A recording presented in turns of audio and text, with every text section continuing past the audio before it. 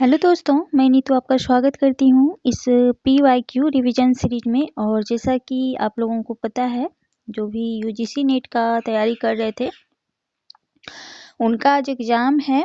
तो फर्स्ट पाली तो ख़त्म हो गई है और सेकेंड पाली जो है अभी तक और 30 मिनट टाइम बची हुई है। तो उसके बाद रिव्यू करेंगे हम प्रश्न के कि क्या क्या प्रश्न आए हुए थे। तो और आगे के जो बच्चे हैं यानी कि BPSC TRE 4 और अन्य जितने भी अदर कॉम्पिटिटिव एग्ज़ाम हैं उनके लिए मैं ये कंटिन्यूअस वीडियो डालती रहूँगी, क्योंकि ये हेल्पफुल है, PYQ है। तो चलिए बढ़ते हैं प्रश्न के ऊपर। इससे पहले चैनल पर नए हैं तो ज़रूर से चैनल को सब्सक्राइब कर दें और बेल आइकन प्रेस कर लें ताकि हर इम्पोर्टेंट वीडियो आप तक पहुँच पाए, और इसे अपने फ्रेंड तक भी शेयर करें, क्योंकि ये BPSC TRE 4 के लिए काफ़ी महत्वपूर्ण है PYQ सेशन, क्योंकि फुल डिटेल्स में से देखा जा रहा है, तो इसलिए इस दृष्टिकोण से भी ये महत्वपूर्ण है। तो चलिए बढ़ते हैं आज के पहले प्रश्न पे। आज का पहला प्रश्न है, निम्नलिखित में से कौन सा विद्वान अस्तित्ववाद का चिंतक नहीं है? तो ये एजरा पाउंड होंगे, ठीक है, क्योंकि एजरा पाउंड जो है ये बिंबवाद के चिंतक हैं, ना कि अस्तित्ववाद के। अस्तित्ववाद के हो जाएंगे अल्बर्ट कामू, मार्टिन हेडगल और जियां पाल सार्त्र। और ये सभी जो हैं ये अस्तित्ववादी चिंतक हैं। और अस्तित्ववाद का प्रवर्तक कौन है? तो सोरेन किरकेगार्ड। तो ये भी ध्यान में रखना है। चलिए आगे बढ़ते हैं अगले प्रश्न पे। अगला प्रश्न है, अंडरस्टैंडिंग पोइट्री पुस्तक के लेखक कौन है? तो ये हैं क्लिंथ ब्रूक्स। तो अंडरस्टैंडिंग पोइट्री पुस्तक के लेखक क्लिंथ ब्रूक्स हैं। और क्लिंथ ब्रूक्स को विडंबना और विसंगति सिद्धांत का प्रवर्तक माना जाता है। On the limits of poetry 1948 इसकी पुस्तक है इनका। और एलन टेट तथा 7 टाइम्स ऑफ एम्बिग्यूटी पुस्तक के लेखक विलियम एम्पसन है। द डायरेक्ट एंड ऑब्लिक ये पुस्तक है टिलियट की। तो ये कुछ महत्वपूर्ण सिद्धांतकार और उनकी आलोचनात्मक पुस्तक हैं पाश्चात्य समीक्षक के। तो ये थोड़ा सा ध्यान में रखना है आपको। बढ़ते हैं अगले प्रश्न पे। अगला प्रश्न है आपका, सुंदरता का आलोक स्रोत है फूट पड़ा मेरे मन में, जिससे नवजीवन का प्रभात होगा फिर जग के आंगन में। तो उपयुक्त पंक्तियों के रचयिता ये सुमित्रानंदन पंत जी हैं। और ये जो है ये युगांत काव्य संग्रह में संकलित है। कौन सा पंक्ति है काव्य की? छायावती कवि एवं काव्य पंक्तियां कुछ है, तो देख सकते हैं, इसे थोड़ा सा देख लेंगे हम। तो ये ध्यान रखना है कि युगांत काव्य संग्रह में ये पंक्ति जो है काव्य की संग्रहित है। आगे देख लेते हैं कि संवेदना का और हृदय का यह संघर्ष ना हो सकता, फिर अभाव और सफलताओं की गाथा कौन कहाँ बकता। तो ये जयशंकर प्रसाद जी का पंक्ति है। आगे है, अपशब्द अधरों का सुना भास में कभी हूँ पाया है प्रकाश। तो ये निराला जी का है। और सुंदर है बिहग सुंदर सुमन सुंदर मानो तुम सबसे सुंदरतम। तो ये सुमित्रानंदन पंत का है। और आगे एक पंक्ति है महादेवी वर्मा का कि वे मुस्काते फूल नहीं जिनको भाता है मुरझाना, वे तारों के दीप नहीं जिनको आता है बुझ जाना। ये कितनी अच्छी पंक्ति भी है। आप अगर इसको अपने जीवन में उतारते हैं तो ये बहुत ही अच्छी पंक्ति है। ये महादेवी वर्मा जी का है, मोटिवेशनल पंक्ति है। चलिए आगे देखते हैं, लाला श्रीनिवास दास की रचनाएं कौन सी हैं इसमें? तो ये है प्रहलाद चरित और रणधीर और प्रेम मोहिनी, रणधीर प्रेम मोहिनी। तो एक और 2 जो है ये विकल्प सही होंगे। आगे देख लेते हैं, लाला श्रीनिवास दास हिंदी के उपन्यासकार तथा नाटककार थे। 1882 ईस्वी में इन्होंने परीक्षा गुरु अंग्रेजी ढंग का पहला उपन्यास लिखा है। शुक्ल जी के द्वारा कही गई है ये बातें। और कृति केतु नामक नाटक के लेखक बाबू तोताराम है।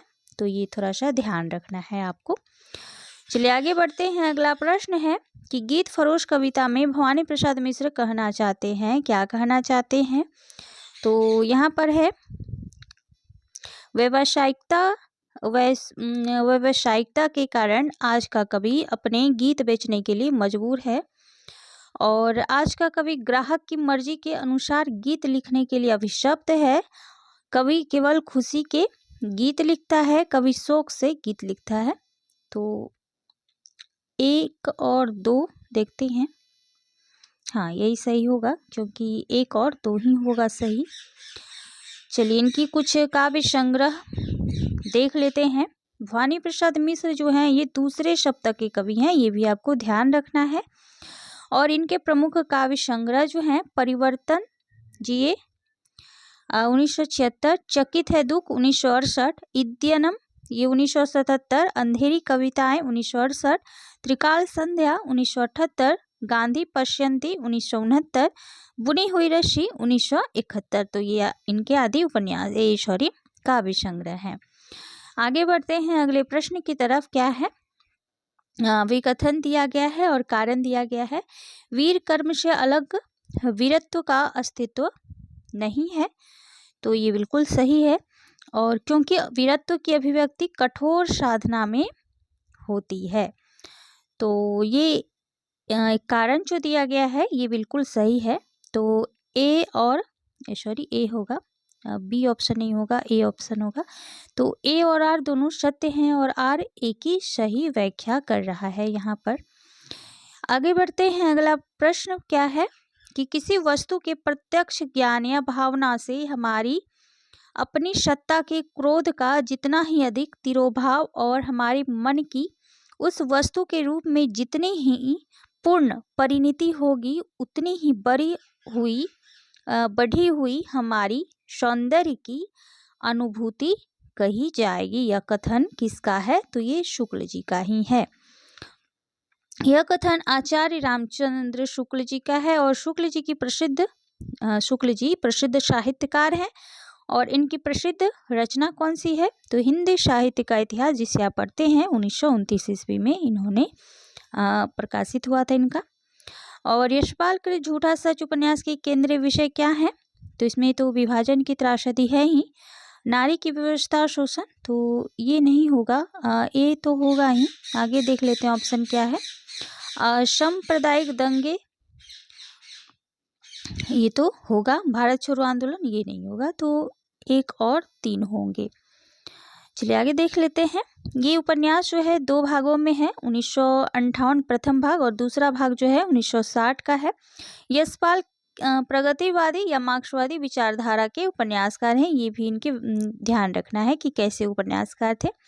इनके प्रमुख उपन्यास हैं दादा कामरेड 1941, देशद्रोही 1943, दिव्या 1945, पार्टी कामरेड 1946, मनुष्य के रूप 1949। तो ये इनके कुछ अन्य उपन्यास थे जिसे आपको ध्यान में रखना है। आगे बढ़ते हैं। अगला प्रश्न है सूची 1 और सूची 2 दी गई है, इसको मिलाना है आपको। तो यहाँ पर ऑप्शन है, चलिए सीधे यहाँ पर देख ही लेते हैं, ज़्यादा अच्छा होगा। तो मिलन के पल केवल 2-4, विरह के कल्प अपार, ये परिवर्तन से ली गई है जो कि सुमित्रानंदन पंत की हैं। आगे है तुम भूल गए पुरुषत्व मोह में कुछ सत्ता है नारी की, कमानी प्रसाद की है। सिंधु की निश्चिमता पर लघु लहर का लाश कैसा, दीप लघु सिर पे धरे आलोक का आकाश कैसा, ये सांध्य गीत यानी कि महादेवी वर्मा जी का है। उपल वृष्टि हुई तम छा गया पट गई मही कंकर पात से, तो ये प्रिय प्रवास यानी कि अयोध्या सिंह हरियोत जी का है। तो ये थोड़ा सा ध्यान रखना है। परिवर्तन 1925 का है, ठीक है। कामायनी 1935 का है। सांध्य गीत जो है 1946 का है। प्रिय प्रवास 1914 का है। तो ये थोड़ा सा ध्यान रखना है क्योंकि यहाँ देखिए दिया गया है तो सभी को मिला लिया, तो ए ऑप्शन इसमें राइट होगा आपका। भाषा भूषण का विवेच्य है तो ये होगा अलंकार, अलंकार ही होगा, बी ही होगा इसका। तो इस ग्रंथ में कितने दोहे हैं? 212 दोहे हैं और ये जो है अलंकारों का निरूपण करता है, इस ग्रंथ में किया गया है। जसवंत सिंह हिंदी साहित्य के प्रधान आचार्य या शिक्षक के रूप में प्रसिद्ध हैं। इनकी प्रमुख रचनाएं प्रबोध, चंद्रोदय है, अपरोक्ष सिद्धांत, अनुभव प्रकाश और सिद्धांत सार, ये कुछ अन्य इनकी रचनाएं हैं, तो ध्यान रखना है। आगे बढ़ते हैं। अगला प्रश्न है, कुबेरनाथ राय के निबंध संग्रह कौन से हैं? तो ये हैं कामधेनु और आगम की नाव। ठीक है, ये दोनों इन्हीं का है, तो बी ऑप्शन तो आपका सही होगा। आगे देख लेते हैं। कुबेरनाथ राय जी हैं एक ललित निबंधकार हैं। इनकी प्रमुख निबंध संग्रह है प्रिय नीलकंठी, रस आखेटा, गंधमादन, विषाद योग, निषाद बांसुरी, महाकवि की तर्जनी, मन पवन की नौका इत्यादि, और बेहया का जंगल ये कृष्ण बिहारी मिश्र जी का निबंध है। और दूसरी सतह जो है ये निबंध है शरद जोशी जी का, ये शरद जोशी जी का है। और बेहया का जंगल जो है कृष्ण बिहारी मिश्र जी का है। तो आपको अन्य ध्यान रखना है ऑप्शन को। अगले प्रश्न को देखते हैं। अगला प्रश्न है, प्रकाशन वर्ष के अनुसार निम्नलिखित रचनाओं का सही अनुक्रम रखना है। यहाँ पर देखिए दे दिया गया है, तो ऐसे तो सी होगा। तो सीधे चलते हैं प्रश्न के ऊपर। देखिए यहाँ पर प्रेमचंद्र और उनका युग 1952 की है। भारत की भाषा साहित्य भाषा समस्या 1978 की है। भारतेंदु युग और हिंदी भाषा की विकास परंपरा 1958 की है। मार्क्स और पिछड़े हुए समाज 1986 का है। और इन सभी रचनाओं के रचनाकार कौन हैं? डॉक्टर रामविलास शर्मा।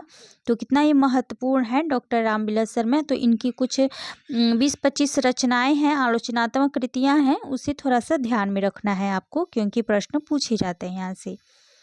चलिए आगे देखते हैं। अगला प्रश्न है, अभिकथन और कारण दिया गया है। नाटक का एक उद्देश्य जनोपदेश है, क्योंकि नाटक में उपदेश के सिवा कोई और बात नहीं हो सकती है। ऐसा है क्या? तो जन उपदेश बोला गया है।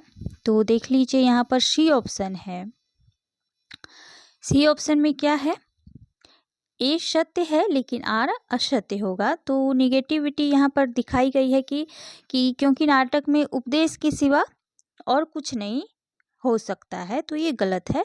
हालांकि ये जन उपदेश रहता है, जन को उपदेश देने वाला नाटक का सिद्धांत रहता है। जैसे आप भारत दुर्दशा ही देख लें या अंधेर नगरी ही देख लें, तो इस तरह के जो नाटक होते हैं ये जागृत करने वाले भी होते हैं और उपदेशात्मक भी होते हैं। तो इस दृष्टिकोण से ये अभिकथन और कारण दिए गए थे। तो चलिए अगले प्रश्न पे बढ़ते हैं। सूची 1 को और सूची 2 से यहाँ पर मिक्सअप करना है, कौन से किसके हैं। तो यहाँ पर सीधे देख लेते हैं, थोड़ा सा आपको भी ये होगा। चित्तौड़ का सर्वनाश ये किसका है? तो रूप नारायण पांडे जी का है। बसंत भारतेंदु हरिश्चंद्र जी का। जुलूस रुका है विवेकी राव का। गांव का मन विद्यानिवास मिश्र का।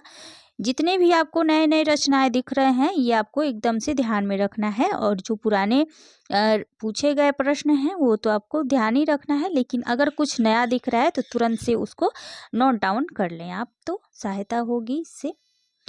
चलिए आगे देखते हैं। अगला प्रश्न है, सूची 1 को सूची 2 से सुमेलित करना है। तो बिना टाइम वेस्ट किए चलते हैं नीचे। सप्तवर्णी गिरिराज किशोर का है। लौट अवधार दूधनाथ सिंह का है। हम हशमत ये कृष्णा सोपती का है। आज के अतीत जो कि भीष्म शाहनी जी का है। तो ये थोड़ा सा ध्यान रखना है, तो डी ऑप्शन राइट होगा। सप्तपर्णी गिरिराज किशोर का है। लौट अवधार दूधनाथ सिंह का है। हम हशमत कृष्णा सोपती का है। आज के अतीत भीष्म शाहनी जी का है। आगे बढ़ते हैं। अगला प्रश्न है, जितनी सफलता भारतेंदु युग के लेखकों को निबंध रचना में मिली उतनी कविता और नाटक में नहीं मिली। यह कथन किसका है? तो ये रामविलास शर्मा जी का है। रामविलास शर्मा जी मार्क्सवादी आलोचक हैं और इनकी प्रमुख आलोचनात्मक कृति है प्रेमचंद्र 1941, भारतेंदु युग 1943, निराला 1946, प्रगति और परंपरा 1949 और साहित्य और संस्कृति 1949 का है। तो थोड़ा सा ध्यान रखना है। आगे बढ़ते हैं। अगला प्रश्न है, हम राज्य लिए मरते हैं, सच्चा राज परंतु हमारे कृषक ही करते हैं। तो इस प्रसंग में उर्मिला का कौन सा विचार सही नहीं है? ठीक है, सही नहीं पूछा गया है। तो जो सही है उसको पहले एक बार देख सकते हैं कि सामंती समाज में स्त्रियां मर्यादा के नाम पर घर की चार दीवारी में कैद होती है। ठीक है, किसान स्त्रियां अपनी पतियों के साथ स्वतंत्रता पूर्वक विचरण करती है, ये भी बिल्कुल सही है। किसान राज समाज से अधिक सुखी हैं, ये भी सही है। लेकिन राज्य सुख भाग्यशाली लोगों को प्राप्त होता है, ये गलत है। ठीक है, तो ये उर्मिला का कौन सा विचार इसमें नहीं है? तो ये सभी उर्मिला के विचार हैं, ये थोड़ा सा आपको ध्यान रखना है कि उनके विचार क्या थे। और ये साकेत के नवम सर्ग में ये है उर्मिला के विचारों से। ठीक है, तो लक्ष्मण और उर्मिला के संवाद भी हैं इसमें, तो थोड़ा सा ध्यान रखना है आपको। तो साकेत जो है मैथिली शरण गुप्त की रचना है और ये 1931 का है, ये भी ध्यान रखना है थोड़ा सा। चलिए आगे देख लेते हैं। अगला प्रश्न है, निम्नलिखित में से कौन सा तद्भव शब्द नहीं है? तो ये कवि जो है ये तद्भव शब्द नहीं होगा, तद्भव शब्द नहीं है, यह तत्सम शब्द है। ठीक है, और अन्य जो है राय तद्भव है, दाहिना तद्भव है, खेत तद्भव है। और इसका जो देख लेते हैं तत्सम, तो राय का होगा राजा, खेत का होगा क्षेत्र, दाहिना का होगा दक्षिण। तो ये थोड़ा सा अन्य तत्सम और तद्भव शब्द हैं, तो इन शब्दों को भी थोड़ा सा आप ध्यान में रखें। आगे देखते हैं फिर असर्शन और असर्शन और रीजन है, तो चलिए देख लेते हैं। स्त्री विमर्श स्त्री अस्मिता का समर्थन करता है क्योंकि वह स्त्रीतर अस्मिता का परम विरोधी है।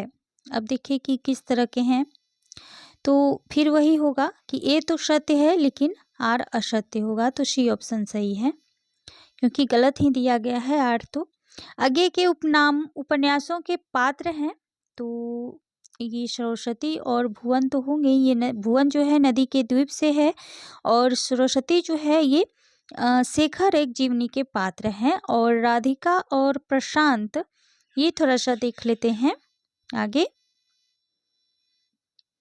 देखिए कि सी ऑप्शन होगा 2 और 3, भुवन और सरस्वती, जैसा कि बताया मैंने।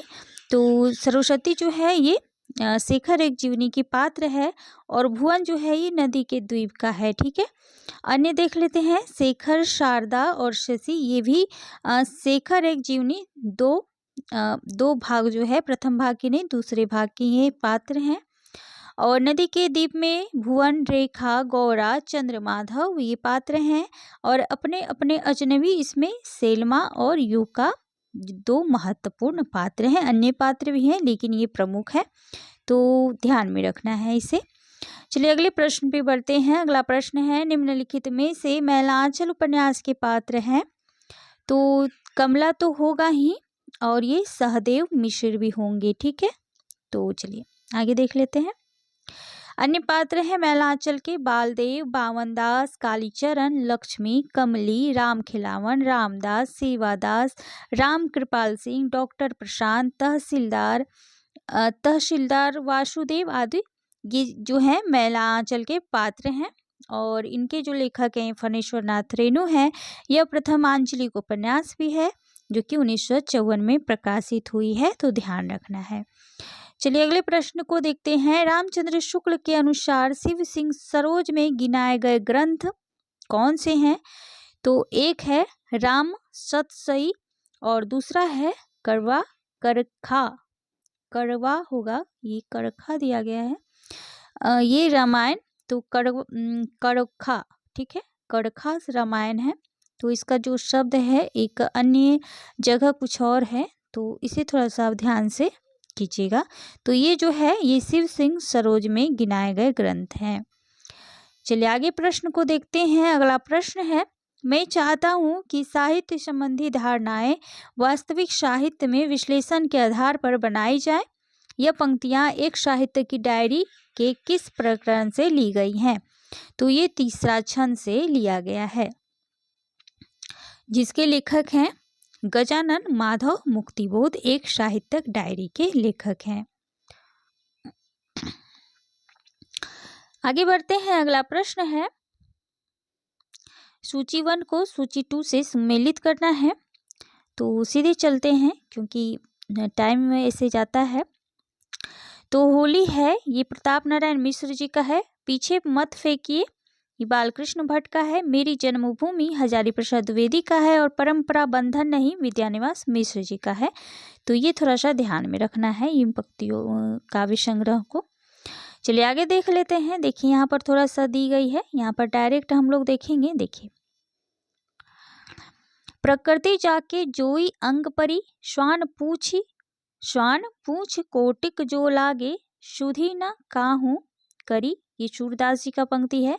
बहुविध चित्र बनाए के, हरि रचियो क्रीड़ा रास, जेहि ना इच्छा झूलबे, ऐसी बुद्धि कहीं पाश। तो ये कबीर दास के जी का है। आगे बढ़ते हैं, अगला पंक्ति देखिए 2 और है। थारो रूप देखा अटकी, कुल कुटुंब सजन सकल बार बार हटकी। तो ये मीराबाई की पदावली से ली गई पंक्ति है।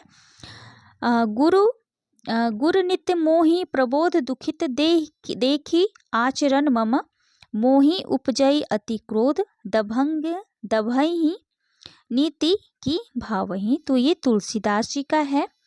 आगे देख लेते हैं, अगला प्रश्न है पुरुरवा पुरस्थ परे ही, दुर्पावना वत इवाह मशीम।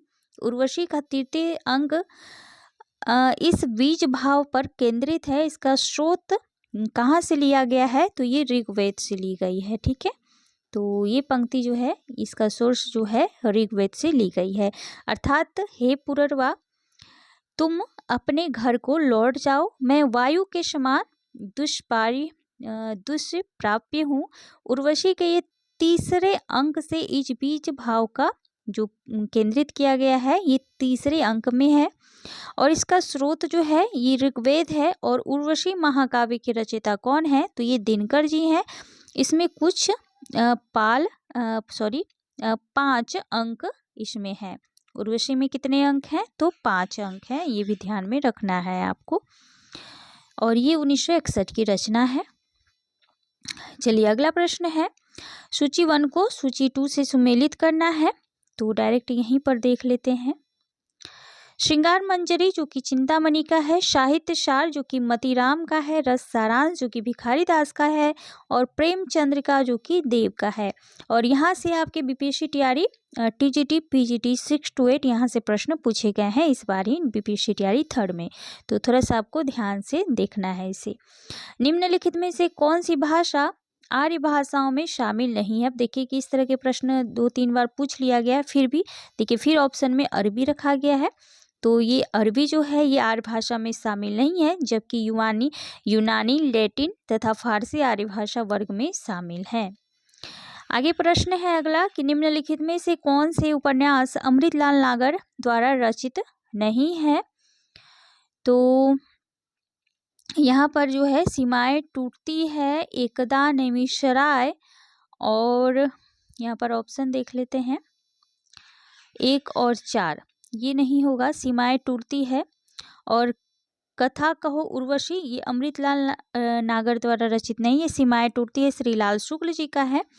और कथा कहो उर्वशी ये उपन्यास देवेंद्र सत्यार्थी जी का है। ठीक है, और एकदा नैमिषारण्य, शतरंज के मोहरे, अमृत और विष, 7 घूंघट वाला मुखड़ा, मानस का हंस, नाच्यो बहुत गोपाल, खंजन नयन, ये सारे जो हैं अमृतलाल नागर जी के उपन्यास हैं। मानस का हंस जो है 1973 का है, नाच्यो बहुत गोपाल 1978 का है, खंजन नयन जो है ये 1981 का है, अमृत और विष 1960 का है। ये सारे जो उपन्यास हैं महत्वपूर्ण, जो कि मैंने अभी डेट पीरियड के साथ बताया, ये थोड़ा सा ध्यान रखना है आपको, बार बार पूछे जाते हैं इसलिए। अगले प्रश्न देखते हैं कि विष्णुकांत शास्त्री के संस्मरण सुधिया उस चंदन के वन की, इस शीर्षक किस कवि की कविता से प्रेरित है? तो ये जो है गिरिराज माथुर जी के कविता मंजीर से प्रेरित है। ठीक है, मंजीर उनका जो गिरिजा कुमार माथुर जी का जो कविता है मंजीर, उसी से ये सुधियाँ उस चंदन के वन की जो शीर्षक है विष्णुकांत शास्त्री के संस्मरण है। ये तो ध्यान रखना है। और किससे प्रेरित है? तो गिरजा कुमार माथुर की जो कविता है मंजीर इसी से प्रेरित है। और आगे इनके प्रमुख देख लेते हैं। गिरजा कुमार माथुर जी की काव्य संग्रह मंजीर है, नाश और निर्माण है, धूप के धान है, शिला पंख चमकीले, छाया मत छूना, मन साक्षी रहे वर्तमान, मैं वक्त की हूँ सामने। तो ये कुछ अन्य इनके महत्वपूर्ण काव्य संग्रह हैं। आगे बढ़ते हैं। अगला प्रश्न है अभिकथन और कारण दिया गया है। दलित विमर्श का वैचारिक आधार बाबा साहब अम्बेडकर का दर्शन है। तो ये तो सही है, क्योंकि अम्बेडकर दर्शन पर मात्र दलित विचार विमर्श कर सकता है, ऐसा बिल्कुल नहीं है। तो ये गलत हो जाएगा। तो ए सही, आर गलत हो जाएगा। तो सी ऑप्शन आपका राइट होगा। चलिए बढ़ते हैं अगले प्रश्न पे। अगला प्रश्न है मुख कमल समीप सजे थे, दो किसलय के पुरैन के, जलबिंदु सदृश ठहरे कब, उन कानों में दुख किनके। तो इस छंद में प्रेयसी के किस गुण या प्रवृत्ति का वर्णन किया गया है? तो प्रेयसी रूपवती है, प्रेयसी के लिए उपयुक्त प्रयुक्त उपमान नए हैं, प्रेयसी निर्दय है, प्रेयसी प्रिय के अनुकूल है। तो प्रेयसी रूपवती देख लेते हैं यहाँ पर सी होगा। ठीक है, सी होगा कि प्रेयसी के निर्दयता जो है इस छंद में प्रेयसी के निर्दयता के गुण या प्रवृत्ति का वर्णन हुआ है। और प्रस्तुत पंक्तियां जो है जयशंकर प्रसाद की कविता आंसू से ली गई है कि मुख कमल समीप सजे थे, दो किसले से पुरैन के, जलबिंदु सदृश ठहरे कब, उन कानों में दुख किनके। तो ये जो पंक्तियां हैं आंसू से ली गई है। और आंसू का जो टाइम पीरियड है ये 1925 ईस्वी है, थोड़ा सा ध्यान रखना है। चलिए आगे बढ़ते हैं। अगला प्रश्न है निम्नलिखित में से कौन सा पात्र मुर्दहिया के रचनाकार के परिवार से संबंधित नहीं है? तो अब आपको जो है सभी जो लगे हैं सभी के पात्र से पूरी तरह से अवगत रहना है, क्योंकि देख सकते हैं पात्रों से जो प्रश्न है काफी पूछे जाते हैं, चाहे निबंध हो, उपन्यास हो, नाटक हो, कहानी हो। तो पात्र संबंधी जो प्रश्न है उन पूछे जाते हैं, इसीलिए आपको पात्र को ध्यान में रखना है। तो ये सुदेश्वर नहीं है, मुन्नर है, सोमर है और मुनेश्वर है। तो ये सारे जो हैं तुलसी राम की जो मुर्दहिया है इसमें है, लेकिन जो है सुदेश्वर पात्र नहीं है। आगे देख लेते हैं। अगला प्रश्न है चंद्रगुप्त नाटक में किस चरित्र की बात पर प्रतिक्रिया व्यक्त करते हुए चाणक्य ने कहा था कि मेरे पास पाणिनि में सिर खपाने का समय नहीं, भाषा ठीक करने से पहले मैं मनुष्यों को ठीक करना चाहता हूँ। तो ये जो है वर रुचि की प्रतिक्रिया पर चाणक्य ने कहा था, तो थोड़ा सा ध्यान रखना है। और चंद्रगुप्त जो नाटक है ये 1931 में लिखी गई है, प्रकाशित हुई है, जयशंकर प्रसाद कृत है। और नाटक के प्रमुख पात्र हैं सिंहरण, आम्भिक, प्रवेतेश्वर और राक्षस, मालविका, अलका, कार्नेलिया और सुहासिनी, एनासिक्रिटिच और सेल्यूकस इत्यादि इनके महत्वपूर्ण पात्र हैं। आगे और आज का लास्ट प्रश्न है कि ब्रजभाषा गद्य में लिखी हुई टीकाओं की सूची में कौन सी असंगत है? तो संगत पूछा गया है, यानी कि बिहारी सतसई की टीका भगवान दीन ये सही है, कवि प्रिया की टीका हरिचरण दास ये भी सही है, रामचंद्रिका की टीका जानकी प्रसाद ये भी सही है, और डी जो होगा ये असंगत है। तो इसका संगत देख लेते हैं कि रसिक प्रिया की टीका किसने लिखी है? तो टीकाकार है सुरती मिश्र। तो ध्यान रखना है इसे। तो चलिए दोस्तों आज के लिए बस इतना ही, फिर मिलती हूँ एक नए सीरीज के साथ, नए प्रश्नों के साथ। तब तक बने रहें चैनल के साथ, और चैनल पर नए हैं तो ज़रूर से चैनल को सब्सक्राइब कर लें और अपने फ्रेंड तक भी शेयर करें और लाइक करना भी ना भूलें। चलिए थैंक यू सो मच।